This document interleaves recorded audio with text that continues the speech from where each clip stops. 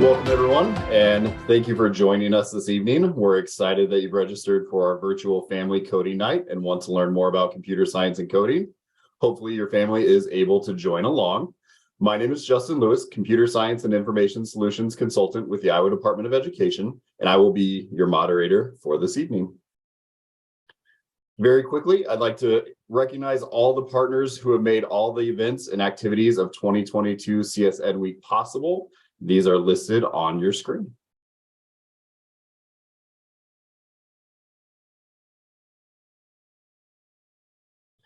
Additionally, I'd like to show you a 1-minute preview of the Computer Science Education Week video produced for these events. The link to the full video will be included, and this is a great video sponsored by Alliant Energy to be used and viewed by all, which includes introductions to new and upcoming computer science careers and why and how these Iowa professionals chose their careers.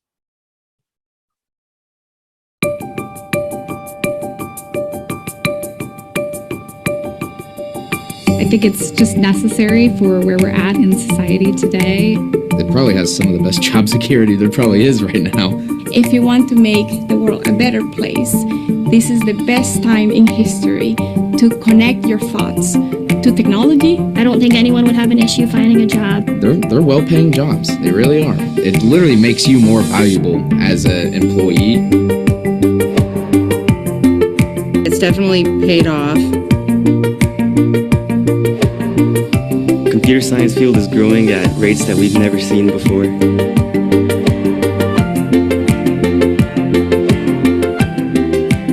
Well, we all carry technology with us everywhere, and computer science is the foundation.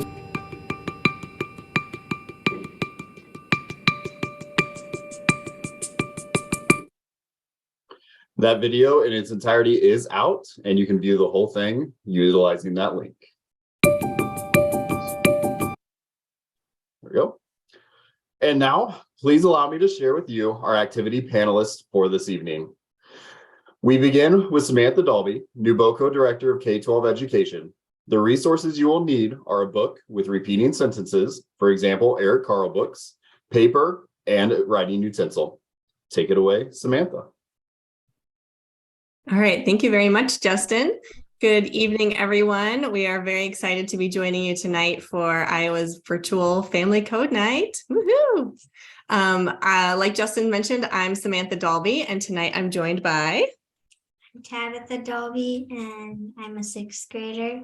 Yes, and Tabitha is going to help me with our activity. So if you have a book handy, that's great to have out, but we are going to read one together and identify some patterns and talk about variables tonight. So feel free to grab paper while we're starting to read this. And we are going to read Polar Bear, What Do You Hear? By Bill Martin Jr. with illustrations by Eric Carle. Polar Bear, what do you hear? I hear a lion roaring in my ear. Lion, what do you hear? I hear a hippopotamus snorting in my ear. Hippopotamus, what do you hear? I hear a flamingo fluting in my ear. Flamingo, what do you hear? I hear a zebra braying in my ear.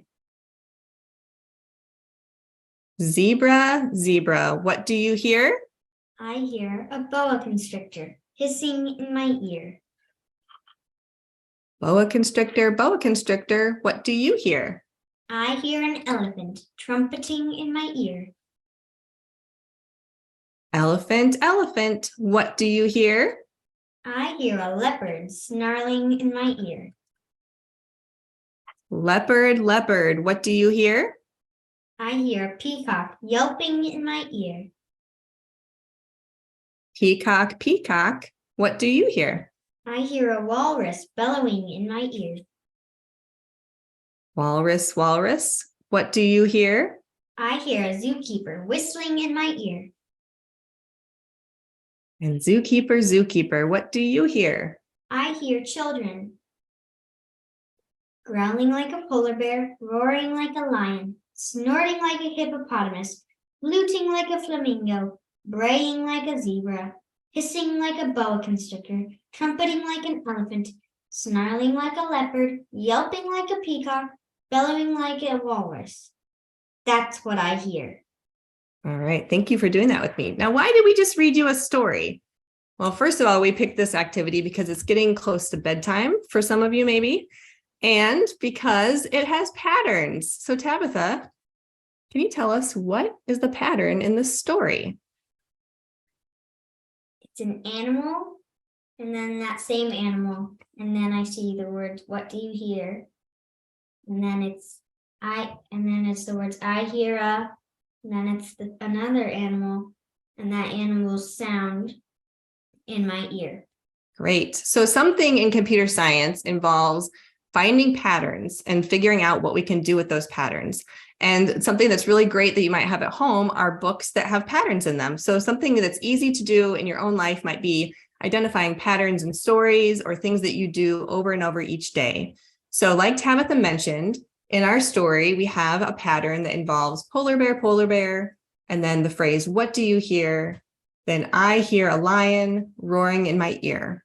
Now, some of you may have done something called Mad Libs. Is anyone familiar with Mad Libs before? And it might look a little bit like this, where there are some blanks in there. So in our case, we're replacing the parts that repeat with blank spots here. And to make it look even more, and what those are things that change, right? Or things that vary, and we call those variables. And you can think of variables as like placeholders or containers of information that can change throughout. So if we're making a program, those variables might change with values of numbers. They might change with strings of text. In our case, in the story, it's words that change, and it changes by the animal and the animal sounds. So if we combine that with our Mad Libs experience, or you're doing it for the first time, it might look like this, where we have animal one, and then our phrase that repeats, what do you hear? And then we say, I hear animal two, making animal two sound in my ear. So what we would like you to do now is get out your paper if you have it, or you can also just put it in the chat, because we'd love for you to share what you come up with in your chat. And we're going to make our own polar bear story together. We're going to give you about 2 minutes, and we'd like you to write down animal one and whatever you choose for animal one, animal two and whatever you select for animal two, and animal two's sound. And then we'll do a third animal. So animal three and then animal three sound. So we'll give you a few minutes here. We're going to write down ours. Tabitha's going to share hers. I'll share mine. And once you have them, if you would please put them in the chat, and we're going to make our own story together tonight.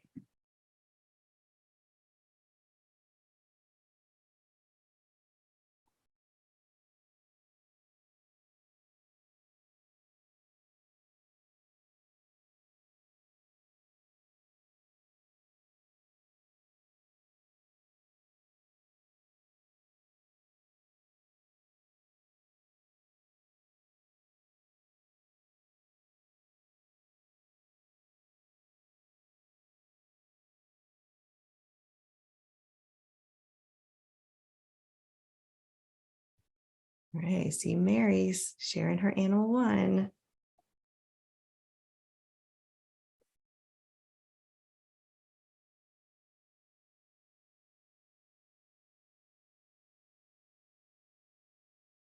I need an animal three. Are you coming up with animals, Tabitha? Yeah. Yeah.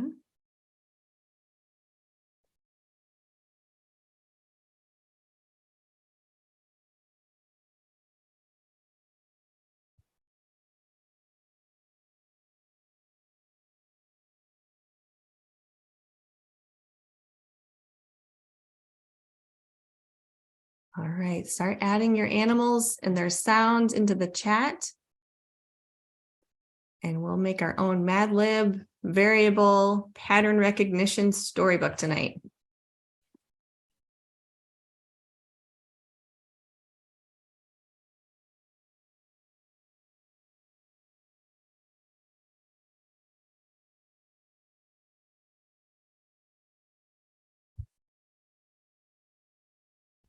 These are some good animals. See how many duplicates we have. Have any of yours been picked yet, Tabitha? No. Yeah. A schnauzer. Oh no. Hopefully we know what noise they make. All right. Keep adding them in the chat, and we're going to do our best to add these in. We're going to bring back our story here. The variables identified. All right. Do you want to start with yours and then we'll read through them? Sure. Okay. Go for it. Okay. Kangaroo, kangaroo, what do you hear? I hear a horse neighing in my ear. Horse, horse, what do you hear? I hear a mouse squeaking in my ear. Okay. So let's see. We're just going up the top. We've got Mary's. We've got cow, cow. What do you hear? I hear a duck quacking in my ear. Cheetah, cheetah. What do you hear? I hear a duck quacking in my ear. Oh, and duck, duck. What do you hear? I hear Otter. an otter. What do you think an otter makes? Should we say Chirp. chirp? Okay, chirping in my ear. We have mouse, mouse. What do you hear?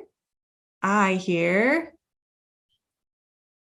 a sheep baaing in my ear. Dog, dog. What do you hear? I hear a lynx meowing in my ear. Lynx, lynx. What do you hear? I hear a pig Oinking in my ear. oinking in my ear. All right, we've got horse, horse. What do you hear?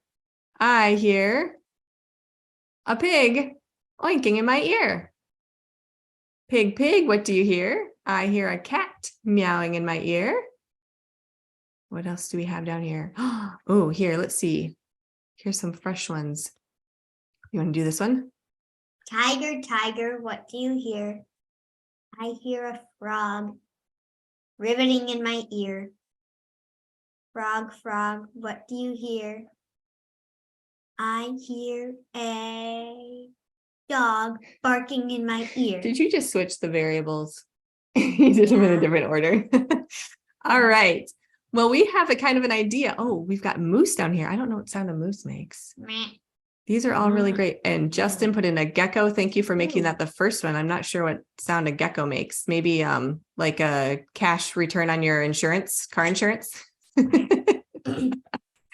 Oh, these are all great. Thank you all for sharing them. So we've got, and this is the full one, animal 1, 2, 2, and 3. So what we've done tonight is we have talked about pattern recognition. So we all identified the pattern in our story. And then we were able to use that pattern to figure out how to change it or to vary it by making variables. And we were able to insert things. So something we recommend for you to do is just in your everyday life, look for things that repeat, things that might change just a little bit. So if we're thinking about things we do every day, what do you do every day, Tabitha? Go to school. Go to but school. But the instrument I take changes. Yeah, so the instrument you take changes based on what you're practicing that day for school. I tend to eat every day, but I might eat a little bit different food each day. So look for those patterns in our lives. And then when you're reading your stories at night, see if you can come up with your own additions to the story that you're making. And then you're practicing computer science. Thank you all. And thank you to Tabitha for helping me out with this. And everyone have a wonderful night. We'll go on to our next presenter. Thank you. Thank you very much, Samantha and Tabitha, for that wonderful activity on storytime patterns and variables. I'm glad that you are familiar with all the animal noises, and we'll have to make them a little bit harder next time for you. So next up, we have Nick Johnston, a Google software engineer, and Liz Yepson, a Google product analyst. And the materials that you will need for this one include the CS First Unplugged workbook, which I believe should be a link, and a writing utensil. Nick and Liz, thank you so much for joining us tonight.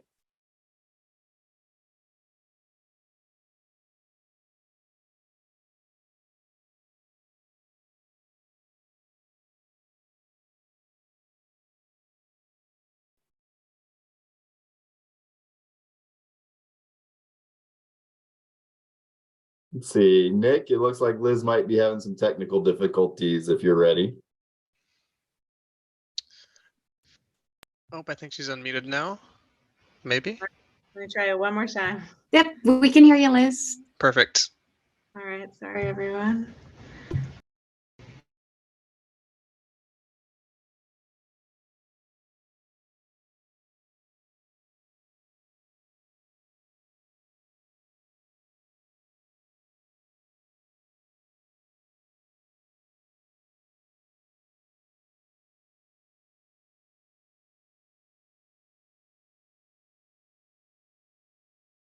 Can't screen share and talk at the same time. Anybody have tips? I think I'll control it. I think when you share it, you can't share with audio, which shouldn't be a Thanks, problem. Nick. All right, well, in the meantime, thanks for the backup. My name is Liz. As Justin said, I'm a product analyst at Google, and my colleague Nick and I are going to take you through an exercise in networking and connecting and building our own network. I grew up in Des Moines, Iowa. I studied English literature in college, so not a technical college background, and you can still make your way to computer science and technical jobs with that background. And I work on Lens, which is a way to search with images and pictures. Nick, you want to introduce yourself? Yeah, my name is Nick Johnston. I actually grew up in Des Moines and went to school at Iowa State University, where I majored in computer engineering. And I've been at Google for a little over a decade, and I work as a software engineer on learned compression. So I work with do a lot of programming. I do research, and computer science has been very integral to my work and backgrounds. All right, so here's an introduction to our problem. So this is a picture of 3 buildings. So maybe a barn and a house and an office building or something. And these are connected by different segments. And the number of segments we used to connect them here is 9 segments. And what we want to do in tonight's activity, which you should have a worksheet somewhere, Google Computer Science activity, we're going to do the network and neighborhood activity together, is we're going to try to connect these houses in the most efficient way possible. So we don't want to necessarily draw a line from each house to every other house. We just need to make sure there's a way to get a message from one house to every other house. So imagine you had a message and you wanted to send it from the red building to the building on the left, and then someone wanted to send the message to the building on the far right. So we don't need to have all of these blue boxes here. We could maybe have 2 sides of them, only 2. And then all 3 of the buildings are still connected to each other. And we save the total amount of segments. And Nick's going to talk about later about why this is important to computer science, but I just wanted to set up the problem for us. So here's an example of how we can actually do this in 5 segments. So before we had 9, and now we have these 5 segments connecting the houses. And this might be efficient for any number of different things. So, you can't drive to each one in between, but you could deliver a letter to each one of these houses if you drove along these roads, if you think about it as a road, or as I said, contacting someone and sending a message between the houses. So I think we can go ahead and find your workbook. So in your workbook or your worksheet, you should have the example that you see here on your right. So it's like the example we were just talking about, but a little bit more complicated. We put a little bit more houses in there. And our task is to try to connect all of these houses to each other. So to make sure that they're part of the same network. We don't need to draw a connection between every house, but we're trying to make an efficient connection to make sure that a message could get from every house to every other house. And so the instructions there in the workbook, I'll share the same.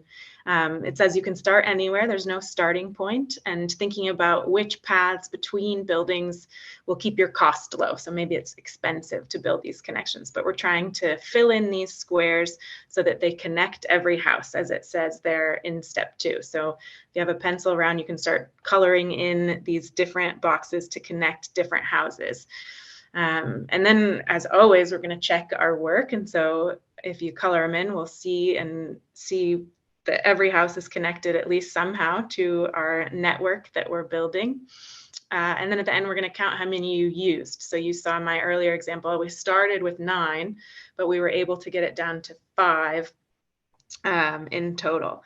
So yeah, let me ask you to get out your own, and let's have a little pause here for a moment while you all do that. And if you don't have a printed copy, you can kind of do it on the screen and maybe point and try to get a connection. And so we'll take maybe 2 minutes here. I'll time to get a first draft, and then I'll check in and see what everyone's counts are.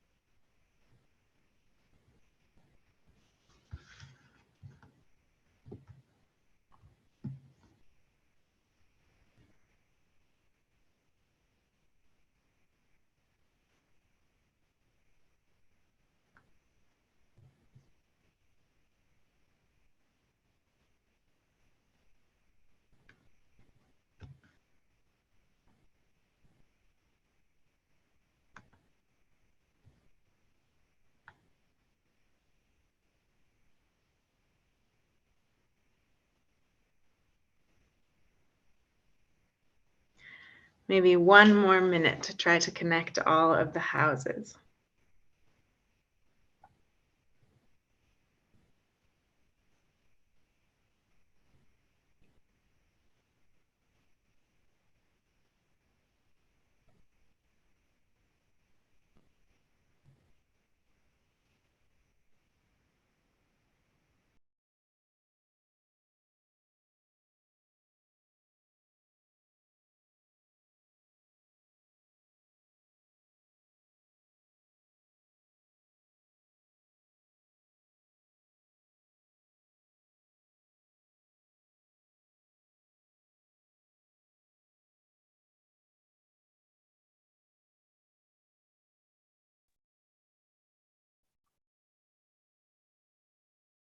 All right. Let's see what people have. Does anybody have less than 20?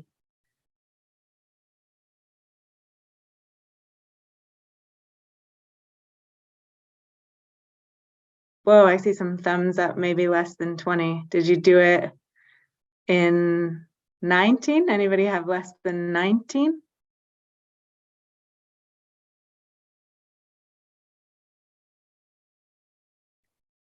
I think when I started, I was thinking about different strategies. How could I do this efficiently and sort of connect all the houses and not over connect them? And so I started looking at which houses had the most lines into them. So if you see in this, the building in the upper left corner of the screen, that yellow building, that has 4 connections to it, but maybe some others only have 2 or 3. So that was the first approach I took, but I think I got a number much higher than 20 on my first one. So what do we have? Who thinks they have an efficient one? Did we get 18?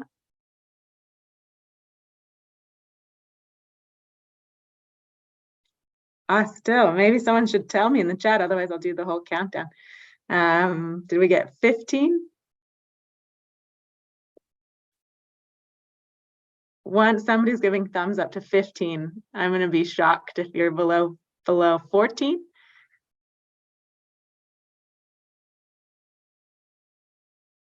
I hope other people are getting inspired hearing these numbers 14, maybe thinking, oh, I could get a lot lower. Maybe you can think about how to get another one. All right, so 14 is the lowest.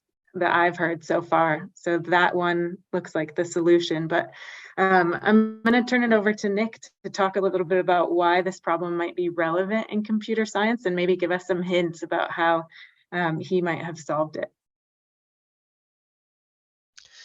Thanks, Liz.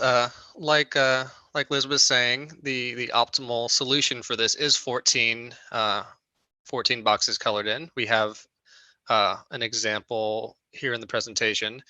There's actually 4 different ways to get 14. So maybe yours doesn't look exactly like this, but it might be relatively close.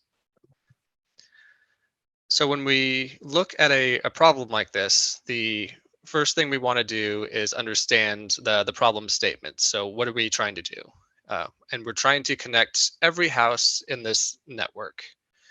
And what are we trying to optimize for? We're trying to optimize for the fewest possible segments to connect all these houses. And like Liz said, you can try different ways to solve this. You might want to look at maybe not adding long segments, or you might want to start with everything connected and sort of remove pieces one at a time to see how close you can get. And all of these approaches are called algorithms. It's a fancy word for a way to solve a particular problem given a data structure. And our structure in this case is this neighborhood. And the algorithm is actually called Kruskal's algorithm. So what this algorithm does is we look at the entire map, and we'll go through the example here in a minute. And we will find the shortest possible piece to add in between any 2 houses. And we will add that so long as it doesn't make a loop in the graph, which is what we call a cycle. So it's a very fancy term for an algorithm that creates something called a minimum cost spanning tree, which is what everybody did here. So this is like very high level computer science stuff. And I want to say everybody here just did that whether they knew it or not. And if we want to talk about a step-by-step solution, we might be trying to connect this tall office building with this barn. We're going to look at segments that are the smallest first. So this is the only thing in the network that has a segment of 1. And we're going to connect it. We don't have any cycles, and not all the houses are connected. So we're going to keep going. And then we're going to see that 2 connection between the barn and the green office building. No cycles, not everything's connected. And we're going to keep going, adding this connection because we're looking at another 2 segment. Still need to connect more. And then we're going to look at this 2 segment between the yellow office building and the barn. Now, if we were to add that, this is where we create a loop in this neighborhood. So instead of adding it, we're going to actually throw that link away and say we don't need that. And we're going to do that sort of step by step for the rest of the network. Looking at the smallest connections first. So we've gone through all the connections that are too long. And then we're going to start looking at 3. We can't add that one because it would cause a loop in our graph. Same there. We already have those connected. And those are already connected. So as you kind of build up further and further, you're going to start throwing away more and more of these connections because they're too long and they would make the solution too expensive. And then we're going to add this last 3 link. And now we look at our exit criteria or our stopping condition. Everything in the neighborhood is connected. And this algorithm guarantees that we have the best solution of 14. And if you go through this and choose the segments in a slightly different order, you're still going to get 14, but it may have different connections. So that's why I said there's 4 possible ways to get 14, given this particular problem. And as we see, we're back to the final solution that we got before, and everything matches what we just did. So why is this sort of problem important in computer science?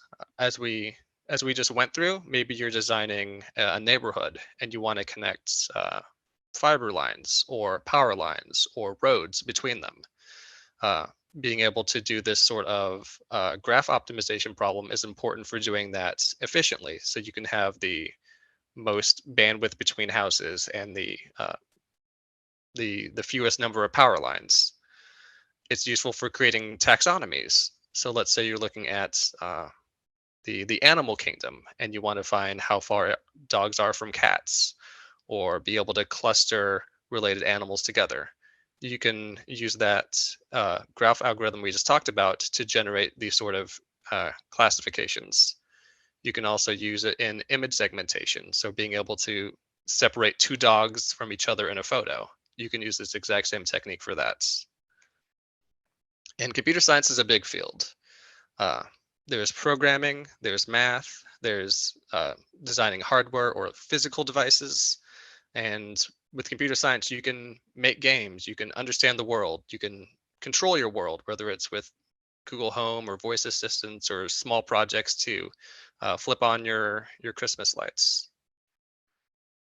So I want to say thanks for everybody for coming here tonight. There are more fun activities in this CS First Unplugged workbook. There is a encode an emoji where you will learn about coding images.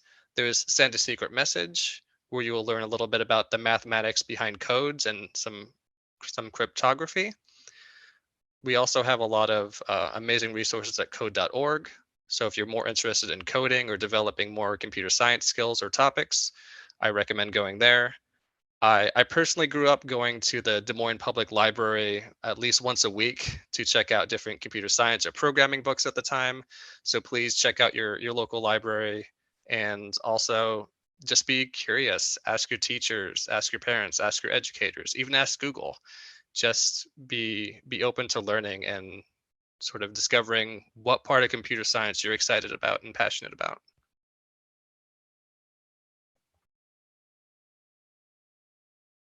And I think that's all we have, unless Liz has any final comments. No, thanks a lot, Nick. I just really liked the part where you said, a lot of this is intuition. You don't need to know the algorithms to get started. You can start, you were all able to start coloring just based on your intuition, and then you sort of start writing rules and algorithms around that. So I think that's a really open and approachable way to think about what can sometimes seem really scary. So I'm glad that you mentioned that, and the libraries. I'm in the same bucket. So thanks a lot, and we can go on to the next. Great, thank you. Yeah, thank you, Liz and Nick. Thank you very much for sharing your network and neighborhood activity.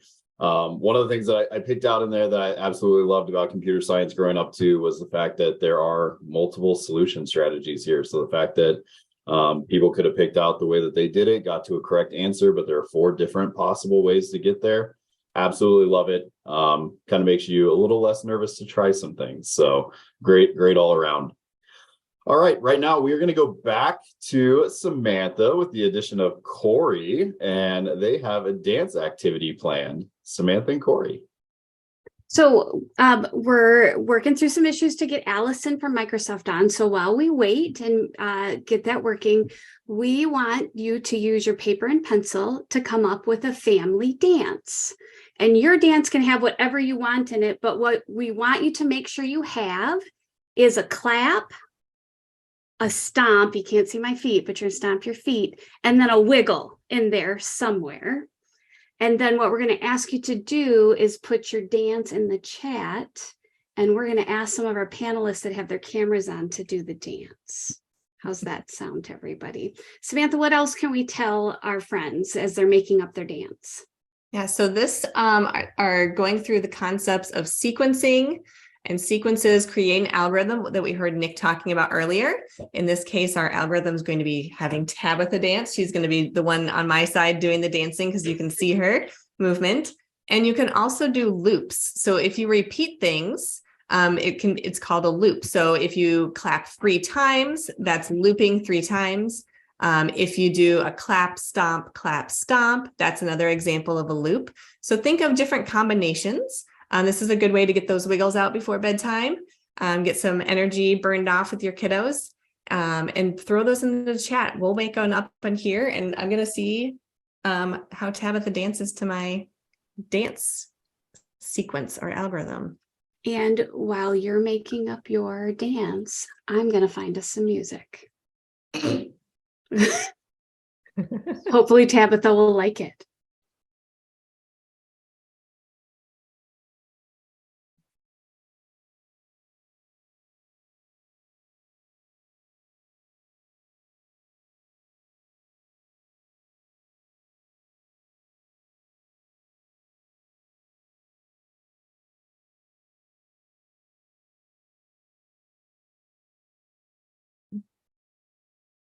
All right, mine is going to be clap, stomp, wiggle, wiggle, clap, clap. Can you do that dance? Okay.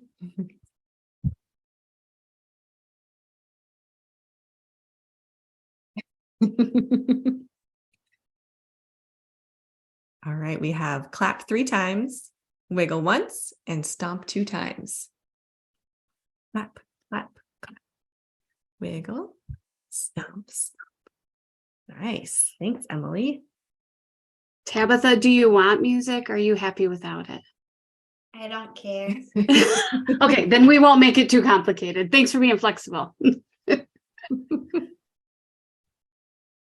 It looks like Emily has a dance in there for you.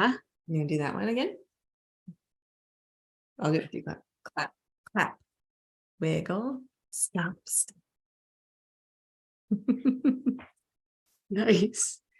And I'm wondering if maybe Erin's got a little one that could show us a dance, since Erin's one of our panelists today.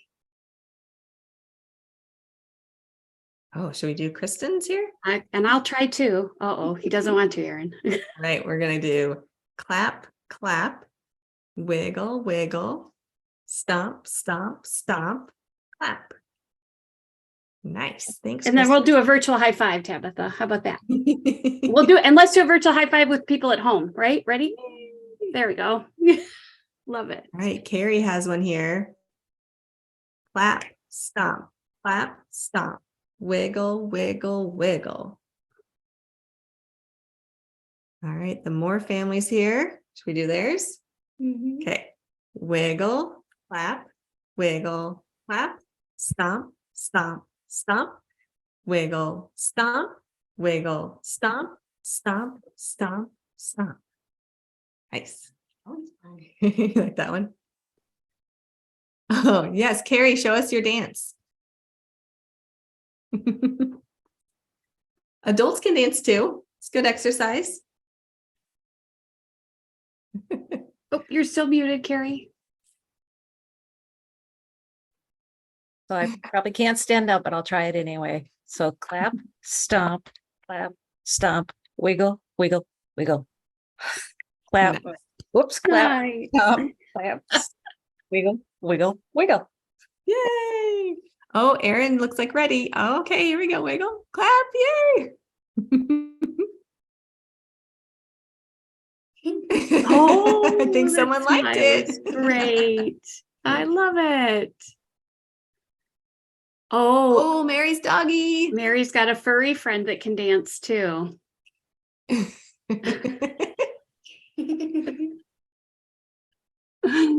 Oh, that's wonderful. Yay. Allison, please tell Caroline that we will play music at the end.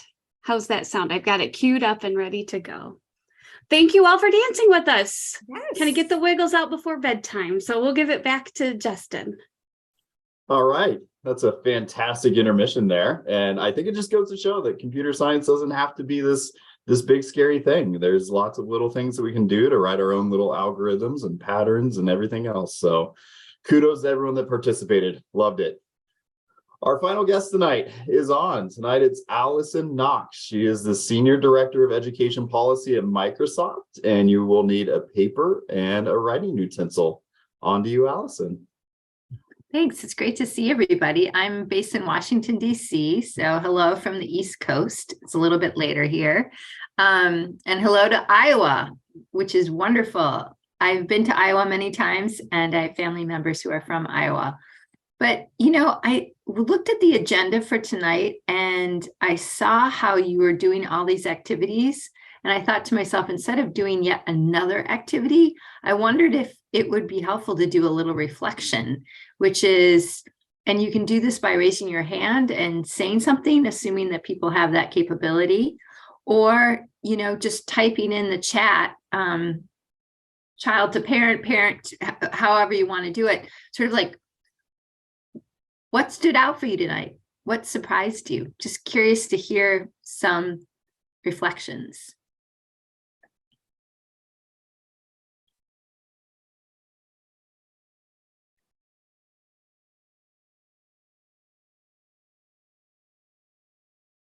I can ask more questions.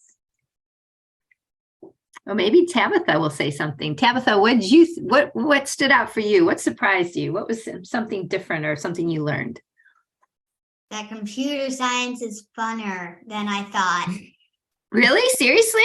I thought it was fun, but now I think it's funner. Funner. And can you tell us just one, like why, because of the dancing part, or what was the funner part? That you can like find little loopholes to make it easier. That great. Makes it funner. That's so great. That's so great. The story was fun for my second grader, that you can have a dance and code. Yeah. Sometimes when I've done these activities with kids, they've said, I love being able to boss something else around rather than being bossed around. Yeah. Like, so that's great. I also wondered if any of you have done any of these kinds of things in school. And if you have, was it different or the same? Some people are giving me the thumbs up. So it sounds like maybe in Iowa, you are doing some of this in school. Yeah?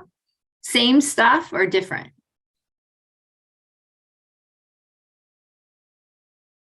I guess, Tabitha, you've become our spokesperson.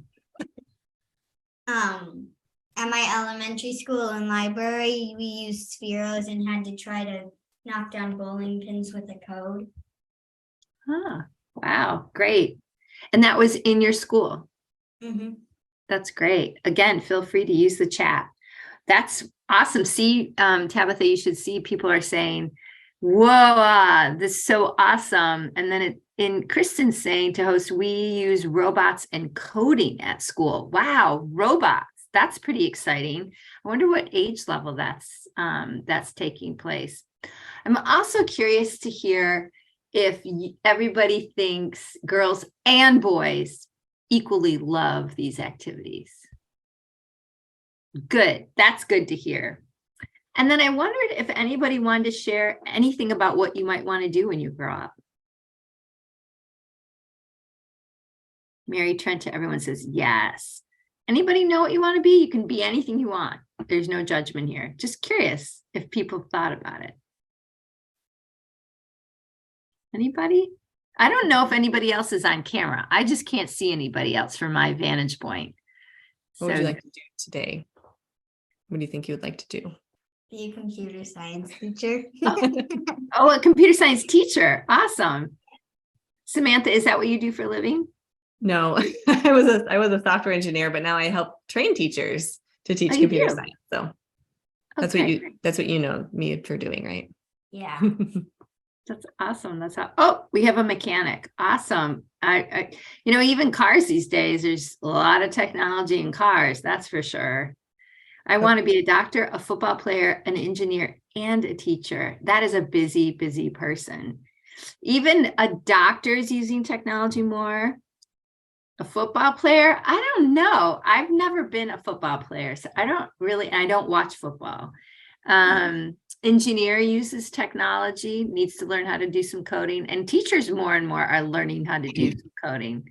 I'm closer to retirement age than younger, but in my retirement years, I would like to learn about coding and computer science. That's really exciting.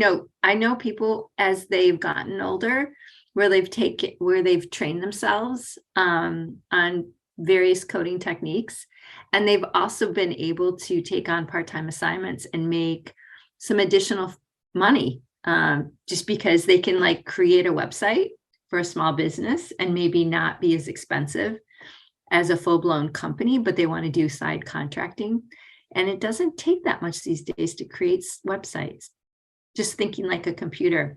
We have a saying, I work at this huge company called Microsoft, and we have 221,000 employees. So that's around the world. So if you can imagine, if you ever been to a huge football field, I think I have this right, that's 5 of those. That's how many employees we have. And we're every single country. Everybody speaks different languages, and we have to translate things and set up calls all different times of the world. It's really unbelievable. But we have the saying at the company that every job is a technology job. And so sometimes I really stop and think, like I go to a restaurant or I just go to the store and I think, is that true? And these are great goals. I agree. So I just hope that sometimes I feel like when we do coding activities or when I've done it with kids, they love it. But then when they go to the grocery store, they're not seeing it. So making connections about where it is in your day-to-day life, I think it's a smart thing to do. So with that, sorry, I'm not doing the coding activity. It's almost 8:30 my time. So I'm telling you, I just could not facilitate not be in the room with everybody physically. So I just want to say that Microsoft really cares about everybody, that I'm really excited that you all did these activities. Congratulations, that there's lots of things to do with computer science and coding. And that no matter what, I hope whatever you pursue to do, you have a lot of fun, just like you did tonight. A little bit surprising, because you know what? Work can be really, really fun. So with that, Justin, sorry, I'm a little bit under time, but thought we'd do a little reflection. No, it was perfect. I love the reflective connections and getting to hear what everyone's kind of thinking about at home too. So it's fantastic. So on behalf of myself, thank you for concluding everybody tonight. I would like to thank everybody. So on behalf of myself, our guest presenters, and really everyone that has worked so very hard to make Computer Science Education Week a success here in Iowa, we would like to thank everybody for joining us tonight. Your interest in computer science and computer science education, we hope you enjoyed it, maybe learned a little bit, saw how approachable computer science really can be, and maybe even, got rid of some of those little misconceptions on what we think computer science is versus what it can be in our homes, in our lives, and in school. So as everyone leaves tonight, there will be a short Google survey that should open. If not, we'll send it out as well. But if you could please take a few moments to complete it and provide us some feedback about your experience, we would greatly appreciate it. And as always, we hope you keep at it, keep learning, keep growing, and keep pursuing those computer science endeavors. Because like Allison said, right now, almost every job is a tech job, and it is going to touch our lives, and it is going to be prevalent in our lives in some capacity. So thank you again from everybody for joining us tonight, and we hope to see you soon. Take care.